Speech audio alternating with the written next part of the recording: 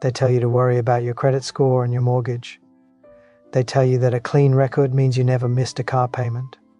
But at 94 years old, I can tell you that when the lights start to dim, the bank is the last thing on your mind. The bank doesn't care if you die. And frankly, you shouldn't care about the bank. In this video, I'm going to tell you the 3 moral debts that keep men awake at night and how to clear them before it's too late. The only debt that will haunt your final breath, the only debt that will make your pillow feel like a stone, isn't measured in dollars. It's measured in the things you were too proud to say and the people you were too stubborn to forgive. We spend our lives building equity in houses, but we leave our moral books in total chaos. Today, I'm going to show you how to clear the 3 moral debts every man must settle before the clock runs out. Because trust me, dying with your boots on is a lot harder when those boots are heavy with regret. Debt 1. The debt of the poisoned grudge. In my 94 years, I've seen more men destroyed by bitterness than by cigarettes or whiskey. We were raised in an era where holding your ground was a virtue. If a man crossed you, you cut him off. If a brother betrayed you, he was dead to you. We called it having a backbone. But here is the psychological truth the modern world gets wrong. They call it forgiveness and make it sound like something soft, something you do for the other person. In my day, we didn't use words like healing. But I've learned that a grudge is like drinking poison and waiting for the other man to die. Most men don't realize they're carrying this kind of debt. They just feel tired. I've stood by the bedsides of men who were right for 40 years. They were right about the business deal that went sour in 1978. They were right about the insult their brother-in-law hurled at a Thanksgiving dinner decades ago. They were right all the way to the grave, and they died miserable, isolated, and heavy. As a senior man in America today, you are likely carrying a moral debt to someone you've decided doesn't deserve your mercy. Maybe it's a daughter who took a path you didn't approve of. Maybe it's a friend who let you down when things got tough. You think by staying angry you're keeping your power. You're wrong. You're just a tenant in a house owned by your enemy. At our age, pride is a luxury we can no longer afford. Clearing this debt doesn't mean saying what they did was okay. It means refusing to let a mistake from the past occupy a single second of your remaining future. The then versus now is simple. Our fathers died with secrets. We have the chance to die with a clean ledger. If you're still carrying a grudge, you're not a strong man. You're just a man with a debt he's too scared to pay. Cleaning up your grudges with your enemies is one thing. That's just clearing the weeds. But the second debt is far more dangerous because it lives inside your own home. It's the debt you owe to the people who sit across from you at the dinner table, the people who think they know you but only know the mask you've worn for 40 years. Debt 2, the debt of the unspoken truth. In my 94 years, I've seen a recurring tragedy among American men. We were raised in the school of the silent rock. We were taught that a man's job is to be the pillar. Pillars don't complain, pillars don't admit they're scared. Pillars don't tell their wives they feel like a failure when the business struggles. And they certainly don't tell their sons they love them more than life itself, unless they've had 3 too many scotches. We thought our silence was a gift to our families. We thought we were protecting them from the mess inside us.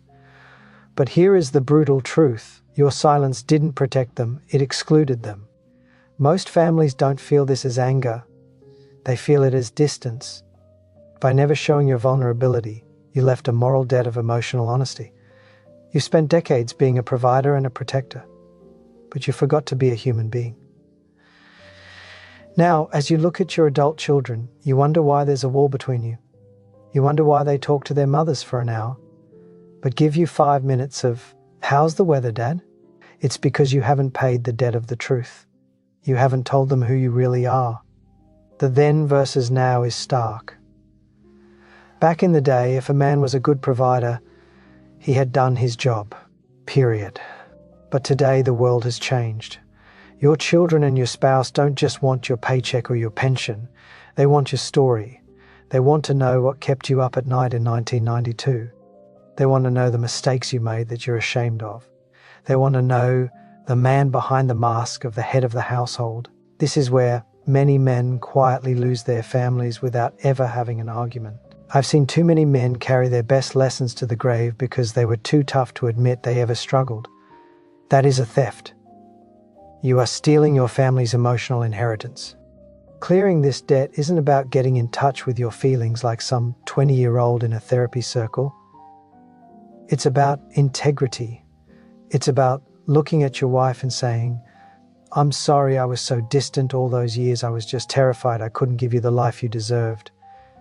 It's about telling your son, "I was hard on you because I saw my own weaknesses in you and I wanted you to be better than me." These are the moral debts that keep a man's spirit heavy. If you die with these truths locked in your chest, your family won't remember the strong man. They'll remember the mystery, and a mystery is a very cold thing to mourn. If this feels uncomfortably familiar, this channel is for men like you. Pay the debt now. Speak while you still have the breath to do it. We've talked about the debts you owe your enemies and the debts you owe your family. Those are outward facing, but there is a third ledger, hidden in the deepest part of your mind, and it is the one that causes the most spiritual rot in American men over 70. It's the debt you owe to the one person you can never truly escape, the 22-year-old kid you used to be. Debt 3, the debt of the abandoned self. In my 94 years, I have seen a recurring tragedy. I call it the theft of the middle years. We were raised in a culture of the company man. We were told that the measure of a man was how much he could sacrifice. We sacrificed our dreams for the mortgage. We sacrificed our hobbies for the promotion. We sacrificed our own fire to keep the house warm for everyone else. And for a long time, we wore that sacrifice like a badge of honor. We called it being a provider. But at 3 a.m., that badge starts to feel like a lead weight. Most men don't feel this as sadness. They feel it as restlessness. You see, every man starts out with a secret fire. Maybe you wanted to be an architect but became an accountant because it was safe. Maybe you wanted to see the world but stayed in the same 50-mile radius because you were needed. Now, at 70 or 80, you look in the mirror and you see a man who was very successful at being what others needed him to be, but a total failure at being who he was meant to be. The modern world tells you to go buy a sports car or take a cruise to fix this. They call it a midlife or late life crisis. At 94, I call it the reckoning of the ghost. That 22-year-old version of you, the one who thought he was going to change the world, the one who had guts and vision, is standing in the corner of your bedroom every night. And he's asking, "What did you do with my life?" This question doesn't shout, it waits. The then versus now contrast is painful here. In our father's time, you did your duty and you died. There wasn't much room for self-actualization, but today we live longer. We have more white space at the end of our lives. This creates a moral debt because you no longer have the excuse of being too busy to be yourself. If you are sitting on a mountain of what-ifs, you are an embezzler of your own soul. You stole the potential of that young man and traded it for a comfortable recliner and a pension. Most men don't admit this out loud. They just feel heavy. Clearing this debt isn't about doing something big like climbing Everest at 85. It's about reclamation. It's about admitting for the first time in your life that you mattered as an individual, not just as a father, a husband, or an employee. It's about doing that one thing you've been saving for later. Because, look at me. There is no more later. When you stop living as a ghost of your former promises and start doing something that makes your blood move again, you pay that debt. You tell that 22-year-old kid, "I'm sorry I left you in the dark for 40 years, but I'm back now." If you don't clear this debt, you will die with a specific kind of heaviness. It's not the fear of death, it's the shame of never having fully lived. Don't let that ghost have the last word. So, you're sitting there with your ledger open.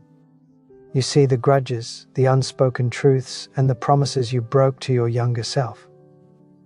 You might be thinking, it's too late, the cement has dried, the people are gone, or the distance is too great.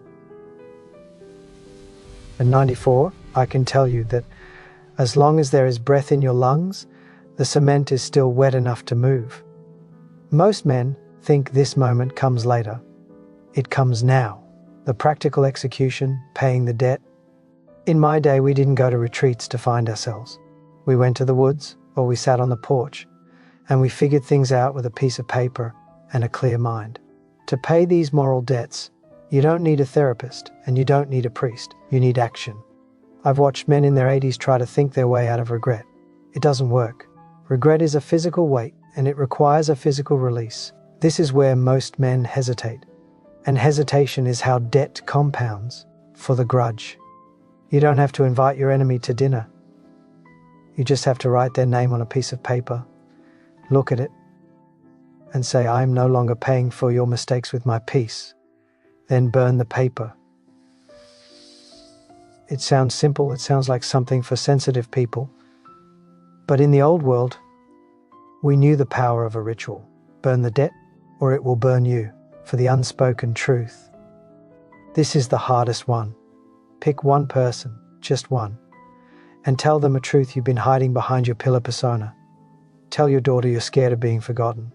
Tell your wife you've always felt like you weren't enough for her. The moment the words leave your mouth, the debt is paid. Most men are shocked by how light they feel afterward. You'll feel lighter than you have in 30 years for the abandoned self. Do one thing today that has zero productive value. Something that doesn't help the grandkids, doesn't fix the house, and doesn't make a dime. Do it because the 22-year-old version of you loved it. Reclamation is the only way to silence that ghost. The modern world wants to sterilize death. They want to put you in a nice facility with soft music and white walls so you don't have to think about the end. They want you to drift off in a fog of comfort. But I'm telling you, there is no comfort in a debt-ridden soul. Comfort without truth is just sedation. The then versus now contrast is this. Our grandfathers died in their own beds, surrounded by the people who knew exactly where they stood. They died empty because they gave everything, their truths and their love, away while they were alive. Today's man dies full of secrets, full of unsaid words, and full of potential he was too scared to use. Don't die full. Leave nothing behind but an empty shell and a legacy of honesty. If you're still here, listening to a 94-year-old man talk about the ledgers of the soul, it's because you know your own books aren't balanced. You know that 3 a.m. feeling is the debt collector knocking. Don't ignore the knock. On this channel, we don't do feel-good fluff. We do the hard work of being a man in the final act. If you're ready to stop being a retired employee and start being a true elder, hit the subscribe button. We have a lot more truths to uncover, and frankly, none of us are getting any younger. Clean your slate tonight. You'll sleep better than you have in decades. I'll see you in the next one, if the good Lord's willing.